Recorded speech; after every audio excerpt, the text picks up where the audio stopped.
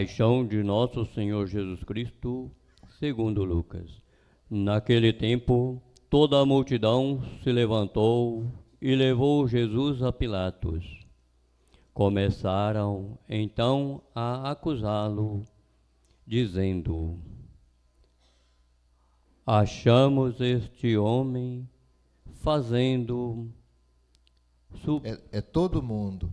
Achamos este homem fazendo subversão entre o nosso povo, proibindo pagar impostos a César e afirmando ser ele mesmo Cristo o Rei. Pilatos o interrogou: tu és o rei dos judeus? Jesus respondeu: tu o dizes. Então Pilatos disse ao sumo sacerdote e à multidão: não encontro neste homem nenhum crime. Eles, porém, insistiam: ele agita o povo, ensinando por toda a Judéia, desde a Galileia, onde começou, até aqui. Quando ouviu isto, Pilatos perguntou: este homem é galileu? Ao saber que Jesus estava sob a autoridade de Herodes, Pilatos enviou a este, pois também Herodes estava em Jerusalém naqueles dias. Herodes ficou muito contente ao ver Jesus, pois havia muito tempo desejava vê-lo. Já ouviram falar a seu respeito e esperavam vê-lo fazer alguns milagres. Ele interrogou com muitas perguntas. Jesus, porém, nada lhe respondeu. Os sumos sacerdotes e os mestres da lei estavam presentes e o acusavam com insistência. Herodes, com seus soldados, tratou Jesus com desprezos, zombou dele, vestiu-o com uma roupa vistosa e mandou-o de volta a Pilatos. Naquele dia, Herodes e Pilatos ficaram amigos um do outro, pois antes eram inimigos. Então Pilatos convocou os sumos sacerdotes, os chefes e o povo, e lhes disse: vós me trouxeram este homem como se fosse um agitador do povo? Pois bem, já o interroguei diante de vós e não encontrei nele nenhum dos crimes de que o acusais. Nem Herodes, pois, o mandou de volta para nós. Como podeis ver, ele nada fez para merecer a morte. Portanto, vou castigá-lo e soltarei. Toda a multidão começou a gritar: fora com ele, solta-nos Barrabás. Barrabás tinha sido preso por causa de uma revolta na cidade por homicídio. Pilatos falou outra vez à multidão, pois queria libertar Jesus, mas eles gritavam: crucifica-o, crucifica-o. E Pilatos falou pela terceira vez: que mal fez esse homem? Não encontrei nenhum crime que merece a morte. Portanto, vou castigá-lo e soltarei. Eles, porém, continuaram a gritar com toda a força, pedindo que fosse crucificado. E a gritaria deles aumentava sempre mais. Então Pilatos decidiu que fosse feito o que eles pediam. Soltou o homem que eles queriam, aquele que fora preso por revolta e homicídio, e entregou Jesus à vontade deles. Enquanto levavam Jesus, pegaram um certo Simão de Cisaré, que voltaram do campo, e impuseram-lhe a cruz para carregá-lo atrás de Jesus. Seguia-o uma grande multidão do povo e de mulheres que batiam no peito e choravam por ele.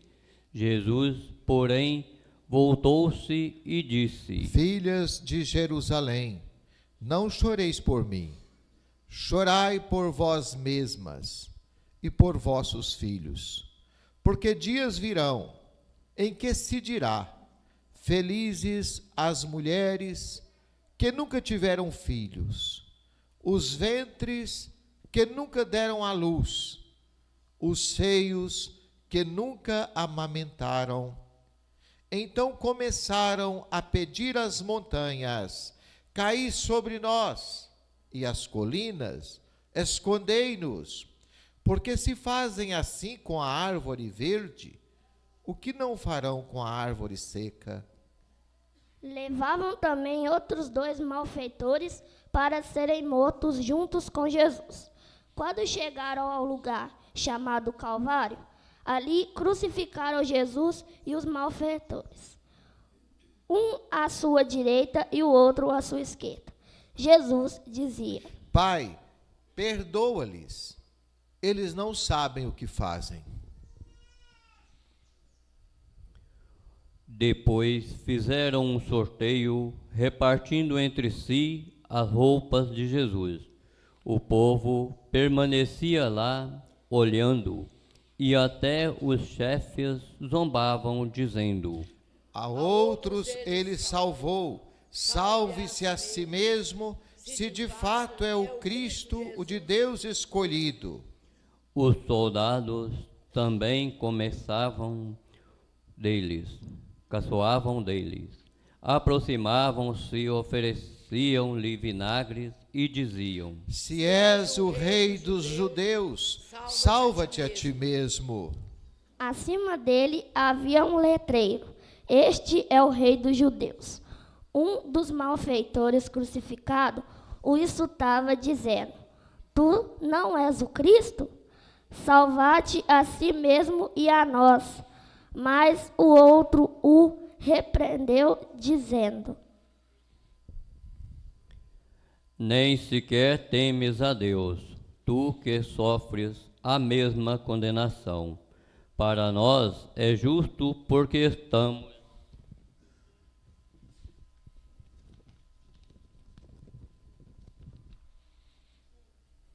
recebemos o que merecemos, mas ele não fez nada de mal. E acrescentou: Jesus, lembra-te de mim quando entrares no teu reinado. Jesus respondeu: Em verdade eu te digo, ainda hoje estarás comigo no paraíso.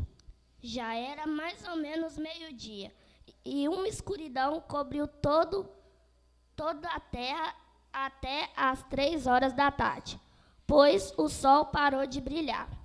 A cortina do santuário rasgou-se pelo meio, e Jesus deu um forte grito: Pai, em tuas mãos entrego o meu espírito. Dizendo isso, expirou.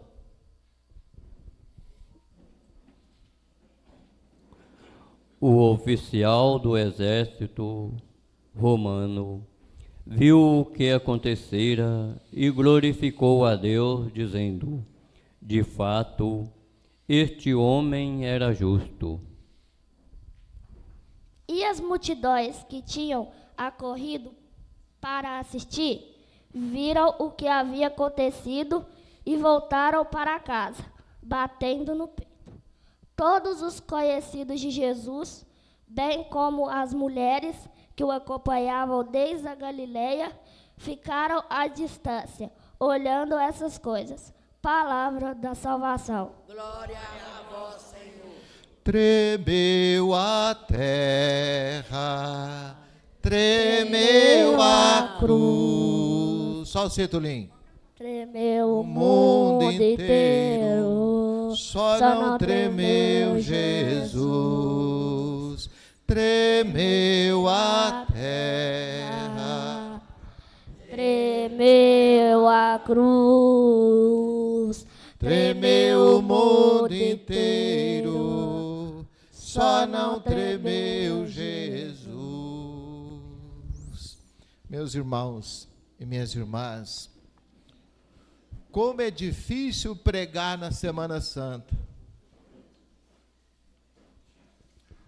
Porque o meu desejo era ficar aí no banco, onde vocês estão, saboreando cada palavra do Evangelho, contemplando cada atitude de Jesus. Mas é meu dever de ofício pregar. Então vocês rezem por mim, para que eu seja cada vez mais fiel à palavra de Deus e não pregue a minha palavra, mas a palavra do Senhor, a palavra de salvação. Nós começamos esta celebração lá fora, com a bênção dos ramos. O enredo é conhecido. Só tem 2000 anos que ele acontece. Apesar disso, cada celebração é tão nova e ainda consegue nos emocionar, mesmo nós sabendo qual vai ser o final da história. Mas nós emocionamos porque trata-se de um amor sem igual. Um amor nunca visto, que é o amor de Deus por nós. Porque não existe prova de amor maior do que entregar a própria vida. Quem doa a vida não tem mais nada para doar. Doa tudo. E é isso, meus irmãos e minhas irmãs, é isso, prezado ouvinte, que nós vemos na liturgia de hoje e na liturgia como um todo da Semana Santa. Jesus, sabendo que ia terminar tudo, toda a sua missão, ele quer entrar em Jerusalém, cidade sagrada, quer entrar como rei, que sempre foi, mas um rei tão diferente dos nossos, daqueles que nós conhecemos. Ele manda 2 discípulos na frente pegar emprestado um jumentinho. O jumento era um animal tão desprezível, coitado, que ninguém ligava muito para o jumento. E ele instrui os discípulos: quando vocês chegarem lá, vocês vão encontrar um jumentinho amarrado, e vocês vão falar com o dono, o mestre precisa dele. Deus precisa do nosso jumento. Aquilo que o mundo não dá muito valor, aquilo que o mundo despreza, foi a carruagem de Jesus. Ele não entra em Jerusalém num cavalo vistoso. Ele não entra em Jerusalém com banda de música, com palanque. Não. Ele entra montado num jumento, emprestado. Nem era dele, era emprestado. Que honra para o dono desse jumento, não, gente? Se Jesus pedisse emprestado a sua caminhonete, se Jesus pedisse emprestado parte das suas coisas, você emprestaria?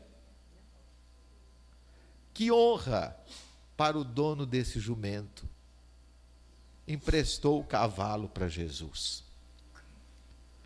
E no caminho, o povo não se contém de alegria, porque ele vê aquele rei diferenciado que entra em Jerusalém Todos foram testemunhas de tanta coisa bonita que ele havia feito. E o povo estende os mantos pelo caminho, identifica-se com Jesus. Mas há algumas pessoas rançosas, que só vê defeito em tudo, que só vê as falhas de tudo, vão reclamar com Jesus. Esse povo está fazendo muito barulho, manda eles calar a boca. Sempre tem gente rançosa, não tem? Será que você é rançoso?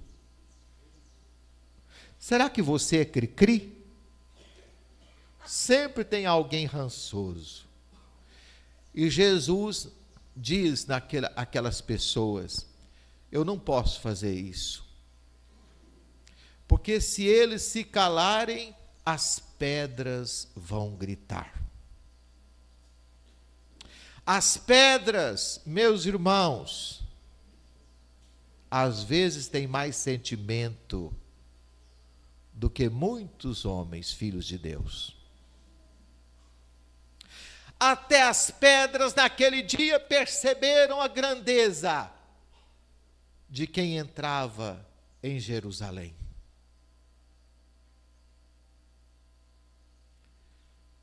Até hoje, eu acho que as pedras ainda têm mais sensibilidade do que muitos filhos de Deus. Quantas pessoas permanecem indiferentes diante de uma proposta de amor tão grande, alguém que está entregando a própria vida por amor? Aproveita a Semana Santa para um feriadão, vão beber cerveja, vão divertir, vão para um feriadão, vão para a praia. Para nós não, meus irmãos, a Semana Santa é semana sagrada. As portas do céu estão abertas.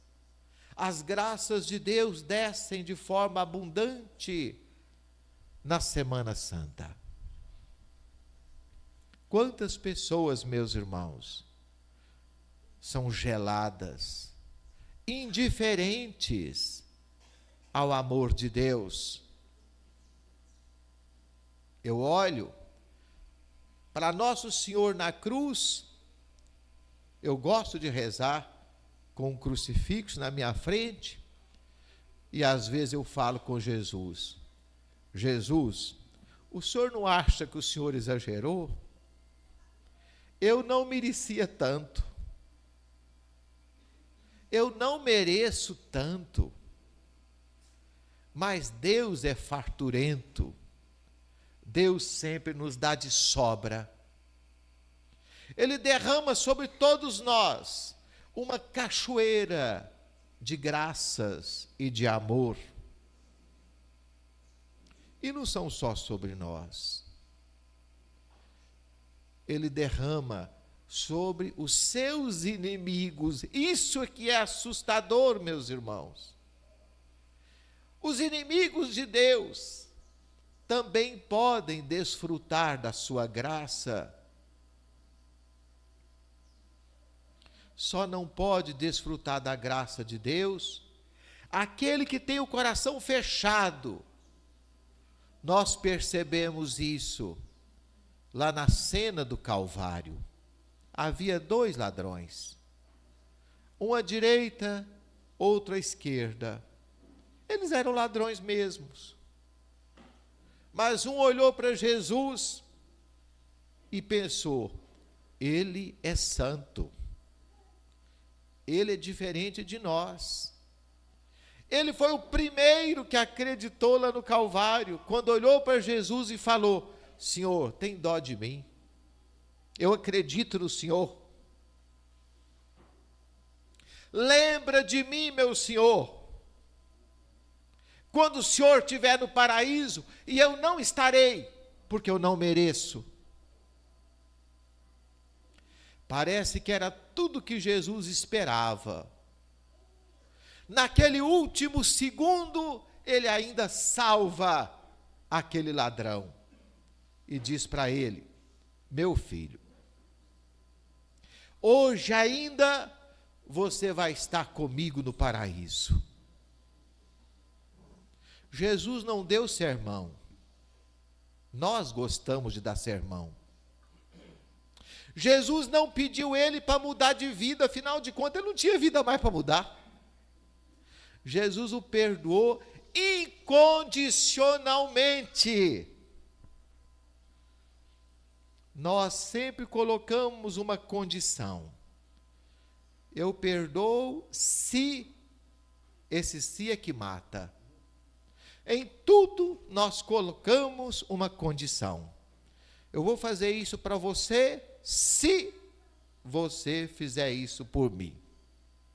Eu vou te ajudar se você mudar de vida. Esse se não existe para Deus. Deus lhe ama incondicionalmente, sem o si. Por isso, meus irmãos, diante dessa oferta de amor tão grande, não permaneçamos indiferentes. Nós devemos amar a Deus, porque Ele nos amou primeiro. O nosso amor não é proposta, o nosso amor é resposta. Resposta de um amor tão grande, tão gratuito, que Deus nos deu. Amemos ao nosso Senhor, porque não existe prova de amor maior do que dar a vida.